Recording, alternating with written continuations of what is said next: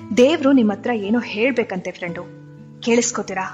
ಬನ್ನಿ ಇಲ್ಲಿ ಕೂತ್ಕೊಳ್ಳಿ, ಕಣ್ಮುಚ್ಚಿ.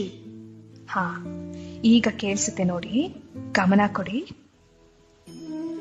ತಡ ಆದ್ರೂ ಎಲ್ಲವೂ ಸರಿಯಾಗೇ ನಡೆಯುತ್ತೆ. ನಿನಗೆ ಏನು ಬೇಕೋ ಅದೇ ನಡೆಯುತ್ತೆ. ನಿನ್ನ ಬದುಕಿನಿಂದ ಕೆಲವರನ್ನ ನಾನು ತೆಗೆದಿದ್ದೇನೆ.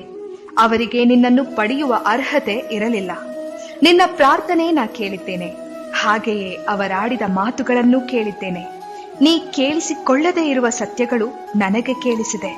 ನಿನ್ನ ಬೆನ್ನ ಹಿಂದೆ ಅವರಾಡಿದ ನಾಟಕ ನೋಡಿದರೆ ಅಥವಾ ಸತ್ಯವೆಲ್ಲ ತಿಳಿದರೆ ನಿನಗಿನ್ನೂ ನೋವಾಗುತ್ತದೆ ಎಂದು ನಿನ್ನನ್ನು ನನ್ನ ದಾರಿಗೆ ಎಳೆಯುತ್ತಿದ್ದೇನೆ.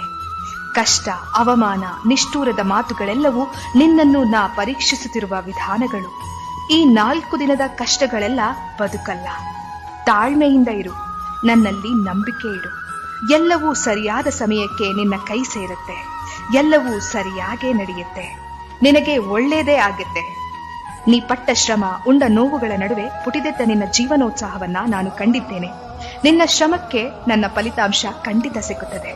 ನೀ ಮಾಡುವ ಕೆಲಸದಲ್ಲಿ ಜಗ್ಗದೆ, ಕುಗ್ಗದೆ, ಹಿಗ್ಗದೆ ಮುನ್ನಡೆ. ನಿನ್ನೊಂದಿಗೆ ಸದಾ ನಾನಿರುತ್ತೇನೆ. ಯಶಸ್ಸು ನಿನ್ನದಾಗೇ ಆಗುತ್ತದೆ. ಎಲ್ಲಿಯೂ ನಿಲ್ಲದಿರು, ಮನೆಯನೆಂದು ಕಟ್ಟದಿರು, ಕೊನೆಯನೆಂದು ಮುಟ್ಟದಿರು. ಓ ಅನಂತವಾಗಿರು. ಓ ನನ್ನ ಚೇತನ, ಆಗು ನೀ ಅನಿಕೇತನ.